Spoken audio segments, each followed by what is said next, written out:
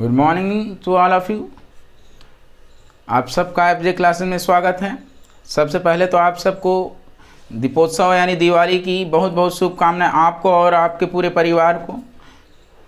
मैं ईश्वर से प्रार्थना करता हूं आप और आपका पूरा परिवार सदा सुखी रहे, समृद्ध रहे, निरोग रहे, व्यस्त रहे, मस्त रहे, मुस्कुराता रहे, ऐसी हम कामना करते हैं ईश्वर से।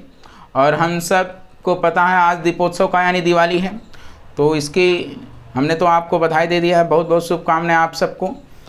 लेकिन हम सबको पता है दीपावली यानी दीप प्लस औली, दीप का मतलब दीपक, औली का मतलब जो दीपक को क्रमबद्ध रूप से सजाया जाता है, ये दीपावली है, ठीक है।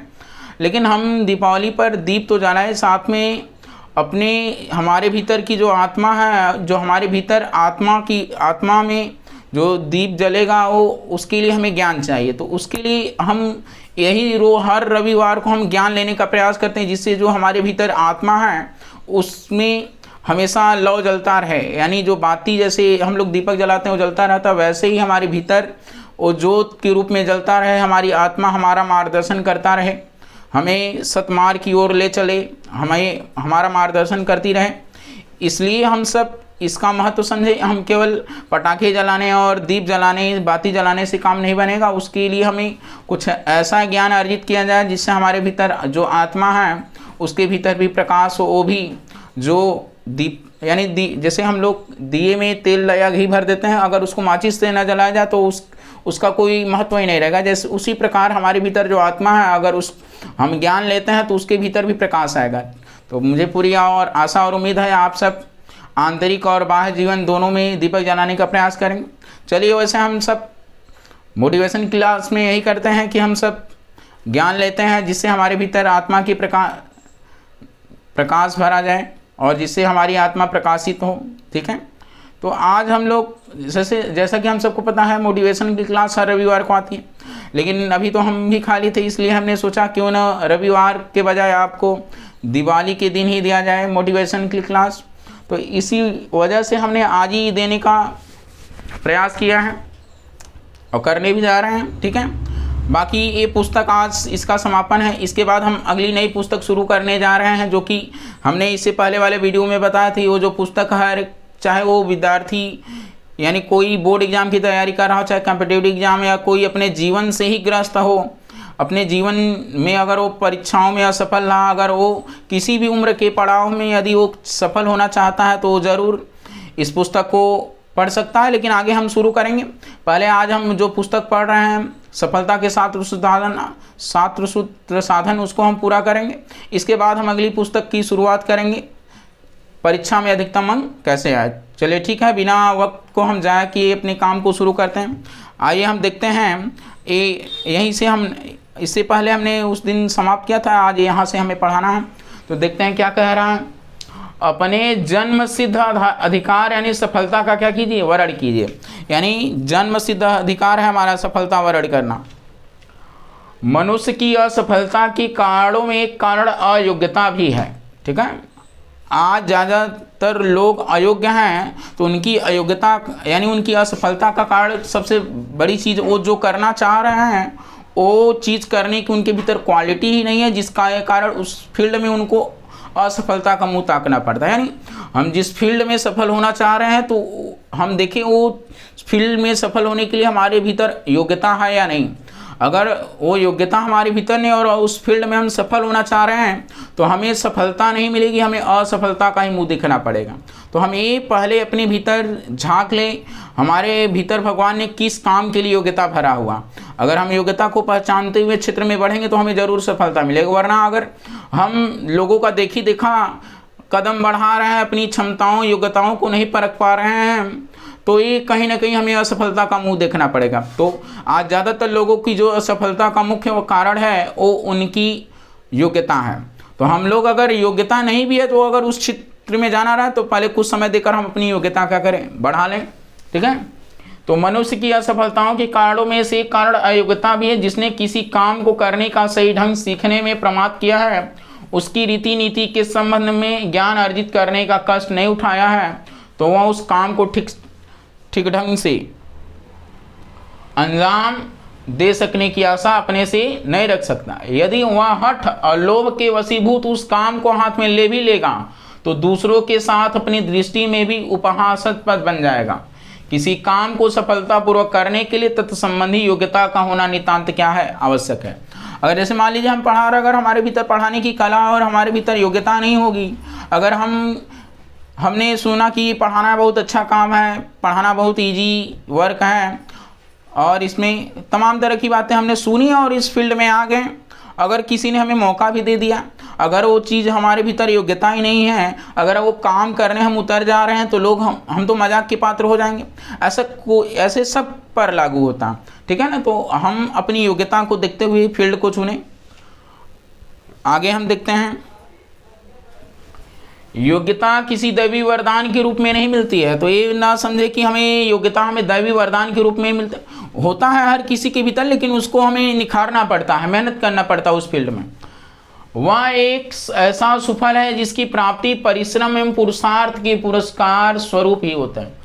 जो आलसी है, अकर्मण्य है, काम करने में जिनका जी नहीं लगता यानी मन नहीं लगता, परिश्रम के नाम से उन्हें पसीना आ जाता है, यानी परिश्रम की बात आएगी तो पसीना आ जाएगा, वे किसी विषय में समुचित योग्यता अर्जित कर सकते हैं।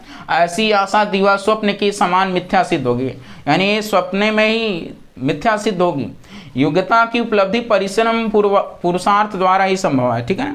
तो जैसे अगर हम अपना बताएं तो हर किसी में पढ़ाने की कला जन्म से भगवान तो भरता है, लेकिन अगर हमने अगर लगातार कभी नहीं पढ़ा है, अगर अचानक किसी दिन पढ़ा देंगे तो वो सारी हम अपनी कला को नहीं प्रदर्शित कर पाएंगे। लेकिन जब हम कई सालों से उसके लिए मेहनत करते हैं तो हमारी योग्यता भी बढ़ जाती है और तब उसका प्रभाव अलग होगा। हम अचानक कहीं पढ़ाने जा रहे हैं और हमने इससे पहले कभी नहीं पढ़ा था तो हमें मजाक का पात्र बनना पड़ेगा। तो ये समझें, हम कई सालों तक जब उस चीज़ पर काम करते तब हमारी योग्यता और पुरुषार्थ परिश्रम के द्वारा हमारी योग्यता बढ़ी।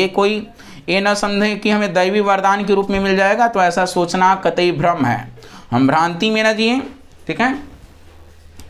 ऐसी आशा दिवा स्वप्न के समान मिथ्या सिद्ध होगी। योग्यता की उपलब्धि परिश्रम इन पुरुषार्थ द्वारा ही संभव है, ठीक है। लेकिन आज ज़्यादातर लोग सोचते हैं दैवी वरदान के रूप में मिल जाए तो ज़्यादा बढ़िया रहे।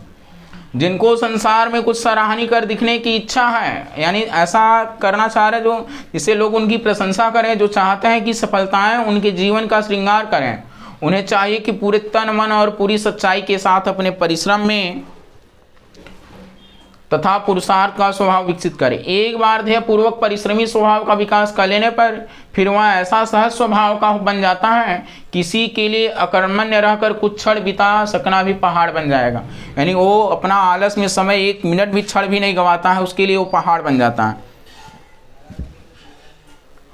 कर्मण्य स्वभाव वाला व्यक्ति यानी जो कर्मरत है, कर्मशील व्यक्ति है, कर्म वाला व्यक्ति इतना कर्मशील बन जाता है, यदि विवस्थावश उसे एक आध दिन निकम्मा होकर बैठना पड़े तो उसके लिए वह समय कारावास की दुखदायी स्थिति से कम नहीं। जैसे कारावास में वो बंद हो जाए, उसके लिए ऐसी दुखदायी स्थिति से कम नहीं होता।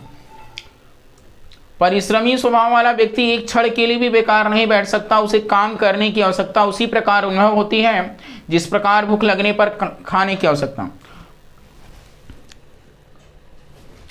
देखते हैं हम लोग,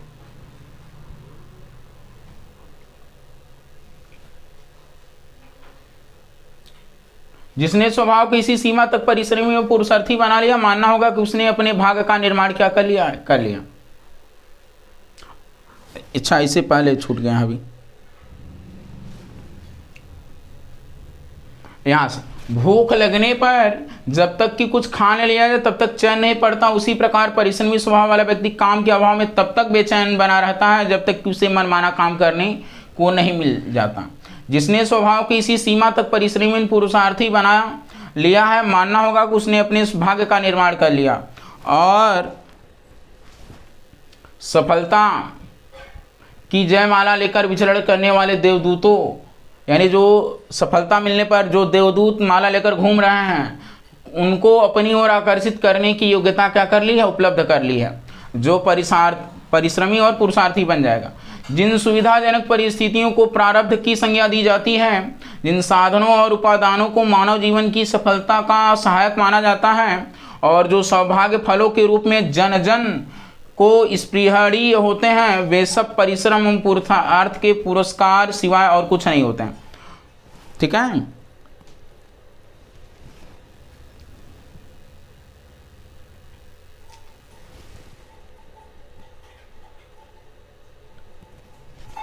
तो आगे हम देखते हैं, मनुष्य अपने भाग्य का निर्माता स्वयं है, लेकिन हम लोग तो दूसरों को दोष देते हैं। तो हम किसी को दोष न दें, हम अपने भाग्य के निर्माता स्वयं हैं और बिगाड़ने वाले भी स्वयं हैं।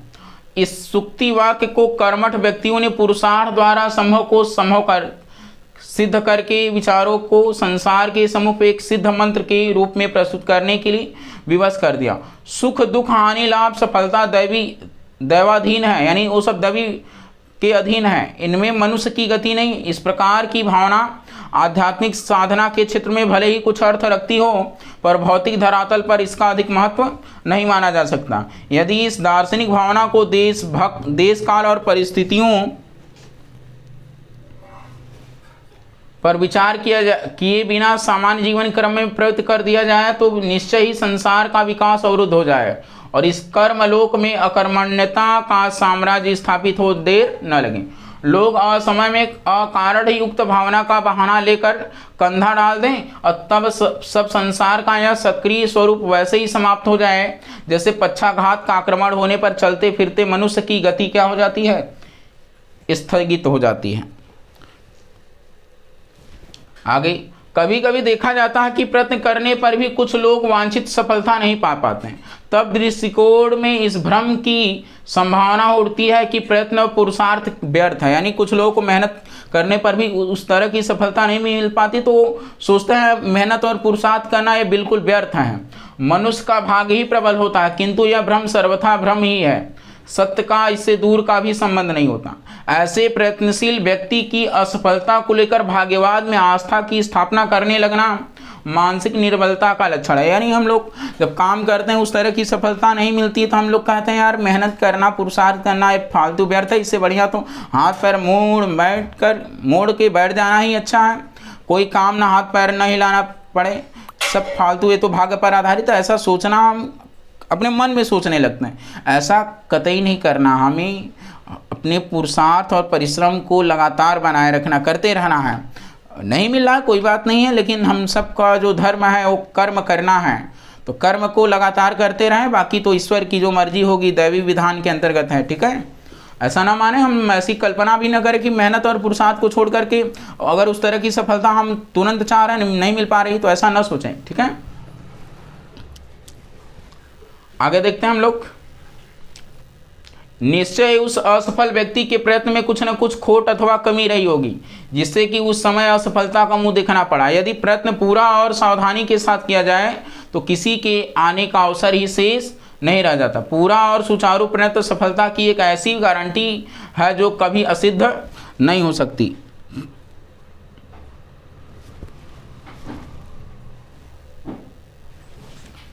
किसी एक प्रयत्न से कोई निश्चित सफलता मिल ही जाए, यानी हम एक बार कोशिश करें और एक बार में ही हमें निश्चित सफलता मिल जाए, सफलता के लिए कभी कभी प्रयत्नों की परंपरा लगा देनी हो, यानी कई बार हमें उसी तरह की मेहनत लगातार करनी पड़ती उस तरह की सफलता पाने के लिए। परिश्रम एवं पुरुषार्थ के रूप में उसका उतना मूल्य चुका ही देना होता है जितना उसके लिए क्या है, अनिवार्य है। एक बार असफलता का सामना हो जाने पर किसी को असफल मान लेना उसके साथ अन्याय करने के समान है। यानी कोई व्यक्ति काम कर रहा है, एक बार असफल, आजकल ज़्यादातर लोग अगर कोई परीक्षा देता है एक बार फेल हो जाता है तो लोग सोचते हैं कि असफल हो गया, ऐसा मानना उसके साथ अन्याय करना। ऐसा कतई नहीं मानना। अगर कोई एक बार फेल हो जा रहा है तो वो जीवन में कुछ नहीं कर सकता, वो बहुत बड़ा भी कर सकता है।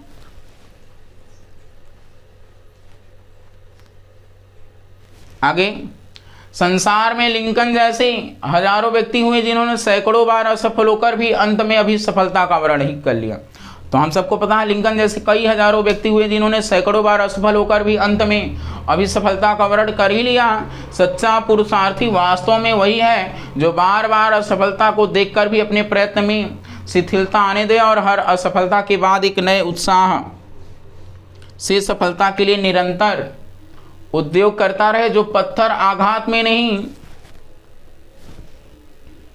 टूटता उसे बार बार आघात से तोड़ा ही जा सकता है। यानी हम जब पत्थर तोड़ते हैं तो अगर एक हथौड़ा मारने पर नहीं टूटता, हम कई बार मारते हैं तब जाकर वो टूटता है। और जैसे हम अपनी बात करें तो अगर मान लीजिए हमारा काम है पढ़ाना, अगर हम वीडियो अपलोड करते हैं यूट्यूब पर, अगर नहीं भी व्यूज़ आ रहा है और लोग नहीं भी दिख रहे तब भी हम तो करते रहेंगे, हमें उससे कोई फ़र्क पड़ने वाला नहीं। अगर कोई भी नहीं दिखेगा तब भी हम ये काम करेंगे। अगर हमारा काम हर संडे को मोटिवेशन क्लास लेना तो हम ये पूरे अनवरत करते रहेंगे ना, एक ही हम ये देखेंगे कि लोग देख रहे हैं या नहीं। वो तो उनका काम है, हमारा जो काम हम वो करते रहेंगे। तो इस तरह का हमें करना है कि इसको अच्छा हम परीक्षा दे रहे हैं, चाहे कोई भी काम कर रहे हैं, अगर उसमें हमें लगातार असफलता मिल रही है तो उससे हम घबराएं ना, बल्कि अपने परिश्रम और पुरुषार्थ को लगातार करते रहें। और सच्चा तो पुरुषार्थी यही कहलाएंगे जो एक बार में ही सफलता नहीं चाहते, बल्कि वो असफलता के लिए भी तैयार रहते हैं और उसका सामना करते हैं और अंत में उन्हें सच्ची सफलता प्राप्त हो जाती है।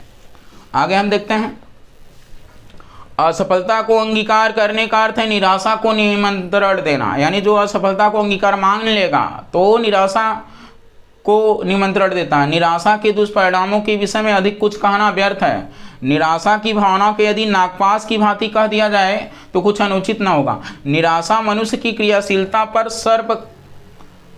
सांप की तरह, सांप की भांति लिपट कर न केवल उसकी गति ही अवरुद्ध कर देती है, प्रत्युत अपने विषैले प्रभावों से उसके जीवन तत्व को भी नष्ट करती रहती है।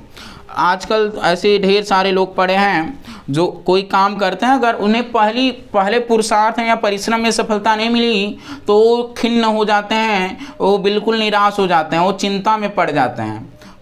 ऐसा न करें, हम हजारों बार प्रयत्न करने का हौसला रखें, हिम्मत रखें। यह अधिक अस्वाभाविक नहीं है कि असफलता की स्थिति में कभी कभी निराशा मनुष्य के विचारों पर अपनी काली छाया डालने का साहस कर ही जाती है, किंतु उस छाया को देर तक ठहरने न देना चाहिए। यदि आप गलती की जाएगी तो वर्तमान पर ही नहीं भविष्य पर भी उसका दूरगामी कुप्रभाव पड़े बिना न रह सकेगा। वे सारे स्वप्न, सारी स्वर्ण कल्पनाएं जिनको मूर्तिमान करने की आकांक्षा लेकर अपने कर्म क्षेत्र में कदम बढ़ाया है, सहसा क्या पल जाएगी, धूमिल पड़ जाएगी। व्यक्ति का आत्मविश्वास, उत्साह, साहस धीरे धीरे साथ छोड़ने लगेगा जब वो निराशा में रहेगा। विचारों के माध्यम से जीवन क्षितिज पर अंधकार घनीभूत हो उठेगा और तब कुंठा और कायरता की सिवा उनके पास कुछ भी तो शेष न बचेगा। इसलिए बुद्धिमानी इसी में है कि असफलता के साथ निराशा को जोड़कर ऐसी हानि न की जाए जो कभी पूरी न हो सके। ठीक है, इस अनुभव सिद्ध सत्य को स्वीकार कर लेने में यह एक प्रकार से हित ही हित है। निरंतर काम में जुटे रहना निराशा का सर्वश्रेष्ठ और सृजनात्मक उपचार है। काम में संलग्न रहने से मन की सारी वृत्तियां एकाग्रता के साथ उस काम की ओर ही प्रवृत्त, यानी हम जब काम में लग जाती है तो बाकी कामों से हमारा ध्यान हट जाता, हम एक ही काम में प्रवृत्त रहती है। विचारों का प्रभाव कार्य के साथ चलता रहता है। इस संलग्नता के कारण विचारों में ऐसा कोई स्थान रिक्त नहीं रहता जहां आकर निराशा अपना अधिकार जमा सके। तो जो व्यक्ति परिश्रम करते हैं उन्हें असफलता मिल जाती है, वो निराश हो जाते हैं तो काम करना ही छोड़ देते हैं, बाकी अकेले बैठ जाए। अब खाली मन शैतान का घर हो जाता है। अगर हम भले मिल रहा है असफलता, लेकिन जो काम कर रहे उसमें लगातार लगे रहें, वहां आकर निराशा अपना अधिकार जमा सके। जहां कर्मण्यता की स्थिति में निराशा के विचार मस्तिष्क को घेरने लगते हैं, वहां इसके विपरीत सक्रियता की स्थिति में सृजनशीलता के कारण आशापूर्ण विचारों का उदय होता चलता। ठीक है, जीवन में सफलता की आकांक्षा रखने वाले को चाहिए कि सामयिक असफलता को चुनौती की भांति स्वीकार करे और अपनी सृजन शक्ति के बल पर पर असफलता की पोषक निराशा को पास फटकने न दे। ठीक है, जिसने निराशा से दूर रहकर असफलता को सफलता में बदल देने का संकल्प लेकर अपने उद्योग को और अधिक बढ़ा दिया, उसने मानो दूर तक अपनी मंजिल का मार्ग क्या स्पष्ट और निरापद बना लिया होता है। सफलता के मार्ग में कठिनाइयों का आना असंभव है, क्योंकि ये तो स्वाभाविक है। अगर हम कोई काम कर रहे हैं सफलता के मार्ग कठिनाइयाँ आती हैं, क्योंकि उनका आना स्वाभाविक है। जिस मार्ग में कोई कठिनाई नहीं, जिस पर विरोध अथवा अवरोध की संभावना नहीं, वह मार्ग किसी महान ध्येय की ओर जा रहा है, ऐसा मान लेने में जल्दी नहीं करनी चाहिए। आज तक के प्रत्येक महापुरुष का जीवन बतलाता है कि महानता की ओर जाने वाला आज तक ऐसा कोई अन्वेषण नहीं किया जा सका जिस पर कठिनाइयों का सामना न करना पड़े। बीच बीच में आने वाली कठिनाइयां इस बात की ज्वलंत साक्षी हैं कि अमुक मार्ग किसी असामान्य उत्तम ध्येय की ओर जाता है, और जो इस पर कठिनाई नहीं, कोई बाधा नहीं, वो अच्छे मार्ग, उत्तम मार्ग की ओर नहीं जाएगा। अपने देह मार्ग पर विघ्न बाधाओं को देखकर अनेक लोग हतोत्साहित हो उठते हैं। थोड़ी सी कठिनाइयां आती तो हतोत्साहित हो जाते हैं। ऐसे व्यक्तियों को मान लेने में संकोच नहीं करना चाहिए। किसी महान सफलता को वर्ण करने की उनकी आकांक्षा परिपक्व नहीं है। जो लोग ऐसा सोचते हैं, यार हम तो सफलता के रास्ते पर चलेंगे, उसमें कोई बाधा रुकावट परेशानी न आए, हमें बस स्मूथली चलते रहें, तो ऐसा वो परिपक्व नहीं है सफलता प्राप्त करने के लिए। जो परिपक्व होगा वो हर चीज़ का सामना करेगा। ऐसे व्यक्तियों को यह मान लेने में संकोच नहीं करना चाहिए किसी महान सफलता को वर्ण करने की उनकी आकांक्षा परिपक्व नहीं। इस प्रकार की आकांक्षा जिनके हृदय में लगन बनकर लगी होती है, वे हंसते खेलते विघ्न बाधाओं से टक्कर लेते हुए साहसपूर्वक अपने ध्येय मार्ग पर बढ़ते चले जाते हैं। और मार्ग की कठिनाइयों से टकराने में जिस आत्मिक आनंद की उपलब्धि होती है, उसे पाने के अधिकारी ऐसे पुरुषार्थी पुरुषों के सिवाय और कौन हो सकता है। ध्येय मार्ग का कोई भी सच्चा पथिक इस सत्य के समर्थन में उत्साह प्रकट किए बिना नहीं रह सकता। किसी मार्ग में यदि कठिनाइयों से टकराने का अवसर न मिले तो असहनीय निरस्ता का समावेश हो जाए। वह निरस्ता लक्ष्य पर पहुंचकर दूर नहीं हो सकती। किस समरसता के साथ मंजिल पर कौन सी नवीनता, कौन सा संतोष और हर्ष उपलब्ध हो सकता है, यह मार्ग की बाधाएं दूर करने में किए गए संघर्ष की ही विशेषता है। जो मंजिल पर पहुंचकर विश्राम, संतोष और आनंद के रूप में अनुभव होती है, प्रगति का वास्तविक आनंद इसी में है। जैसे हम कोई काम मेहनत करते हैं, पसीना आ जाता है, उसके बाद क्या आनंद आता है, तो उसका मज़ा और है। और जो पसीना बहाना ही नहीं चाह रहा है तो उसको वो आनंद नहीं मिल पाएगा जो पसीने बहाने वाले को आता है। इसी में है कि कठिनाइयों का संयोग आता रहे और उन पर विजय प्राप्त की जाती रहे। हलचल के बिना जीवन सूना और निरस हो जाता है। अगर जीवन में कोई हलचल नहीं होगा तो जीवन सूना और क्या हो जाएगा, निरस। कठिनाइयों से भय मानना अंतर में छिपी कायरता का द्योतक है। अपनी इस कायरता के कारण ही मार्ग में आई हुई कठिनाई पहाड़ के समान दूर मालूम होती है, किंतु जब उस कठिनाई को दूर करने के लिए साहसपूर्वक जुट पड़ा जाता है तो यह विदित होते देर नहीं लगती कि जिस कठिनाई को हम पर्वत के समान दुर्गम समझ रहे थे, या दुर्गम का मतलब जहाँ जाना कठिन हो, वह उस बादल के समान ही अस्तित्व थी जो थोड़ी सी हवा लगने पर टुकड़े टुकड़े होकर छितरा जाता है। यानी ठीक है, सफलता को आसान समझकर उसकी कामना करने वाले व्यक्ति प्रौढ़ बुद्धि के नहीं माने जा सकते।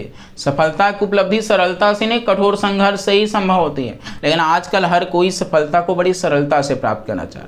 अध्ययन, अध्यवसाय और अनुभव की साधना किए बिना अभी सफलता को पा सकने की कल्पना भी नहीं की जा सकती। अपने को योग्य बनाकर पूरे संकल्प के साथ लक्ष्य की ओर बढ़ना होगा। मार्ग में आने वाली बाधाओं को यह मानकर स्वागत करना होगा कि वे हमारे साहस, निश्चय और संकल्प की परीक्षा लेने आई हैं। कठिनाइयों को देखकर भयभीत होने के स्थान पर उन्हें दूर करने के लिए जी जान से जुट जाना होगा। इस प्रकार पूरे समारोह और साहस के साथ लक्ष्य की ओर अभियान करने पर सफलता की आशा की जा सकती। तो यानी जो कठिनाइयाँ आती हैं वो हमारे साहस और निश्चय का परीक्षा लेने आती हैं। ठीक है, इसमें संदेह नहीं कि ऐसा अदम्य उत्साह और उद्योग की क्षमता प्रकट करने वाले पुरुषार्थी के गले में जयमाला पड़ती ही है। तो देवदूत तो जयमाला लेकर घूम रहे हैं। वे समाज द्वारा अभिवंदित होकर उन्नति के उच्च सिंहासन पर अभिषेक के अधिकारी बनते हैं। सफलता की सिद्धि मनुष्य का जन्मसिद्ध अधिकार है। कहा जा रहा है जो सफलता की सिद्धि वो मनुष्य का जन्मसिद्ध अधिकार है। तो हम सब सफल जीवन हम पढ़ा लें, तब और बातें हम करेंगे आपसे। जो व्यक्ति अपने इस अधिकार की उपेक्षा करके यथा जी लेने में ही संतोष मानते हैं, इस महान मूल्य मानव जीवन का मूल्यांकन कर एक एक ऐसे सुअवसर को खो देते हैं जिसका दोबारा मिल सकना संदिग्ध है। अस्तु उठिए और आज से ही अपनी वांछित सफलता का वर्ण करने के लिए उद्योग में यानी मेहनत करने में क्या हो जाइए, जुड़ जाइए। तो आप सब को हम ये सारी बातें समझ आ रही होंगी, जितनी बातें हमने पूरे लेक्चर में की हैं। आप सबको सफलता के सूत्र पते चल गए होंगे कि अगर वास्तविक सफलता का आप तो पहले अर्थ जान गए हो कि सफलता लोग ऐसे बड़ी बड़ी बातें कहते हैं कल्पनाएं करने से नहीं, हमें वास्तव में पुरुषार्थ, परिश्रम, धैर्य, साहस, उत्साह, निश्चय, दृढ़ निश्चय बनाना होगा, तब जाकर हमें कहीं सफलता मिलेगा। सफलता के मार्ग पे चलने पर आने वाली बाधाओं का हमें सामना भी करना होगा, क्योंकि वो परीक्षा लेने आती हैं। अगर ये समय हम सफल हो जाते हैं, जायज़ सी बात है, जो देवदूत जयमाला लेकर खड़े हैं वो हमारे लिए ही लेकर खड़े हैं। ठीक है, तो आप सब जरूर इस पुस्तक को, अगर जो लोग अभी पहला ये लास्ट देख रहे हैं और अगर वो शुरू से नहीं देखें तो वो लोग ज़रूर देखें, और आप लोग पूरा देखें, जिससे आपको पूरी बात अच्छे से समझ में आ जाए। और तो ज़्यादा कुछ हम कहेंगे नहीं। आप सब अगले नई पुस्तक के लिए ज़रूर रेडी रहिए, जल्द ही आने वाली है। हम हो सकता है कल ही शूट करेंगे उसका, जिसका नाम है परीक्षा में अधिकतम अंक कैसे हैं। बताया कि हमने बोर्ड एग्ज़ाम, चाहे कॉम्पिटिटिव एग्ज़ाम हो, चाहे कोई व्यक्ति अपने जीवन से त्रस्त हो, क्योंकि देखिए इंसान की परिस्थिति नहीं बदल सकती, लेकिन हम अपनी मन स्थिति बदल सकते हैं। तो हम आपकी मन स्थितियों को बदलने का प्रयास करेंगे, लेकिन जब आप वीडियो देखेंगे, आप ध्यान से सुनेंगे, तब आपका मन स्थिति बदलेगा, तो आप उसी परिस्थिति में आप आनंदमय महसूस करेंगे। ठीक है, और आपको आनंददायक परिस्थिति वही हो जाएगी, तो आपका शांतिमय जीवन होगा, सुखमय होगा, प्रसन्नमय होगा। ऐसी मैं ईश्वर से कामना करता हूँ। धन्यवाद आप सबको देखने के लिए।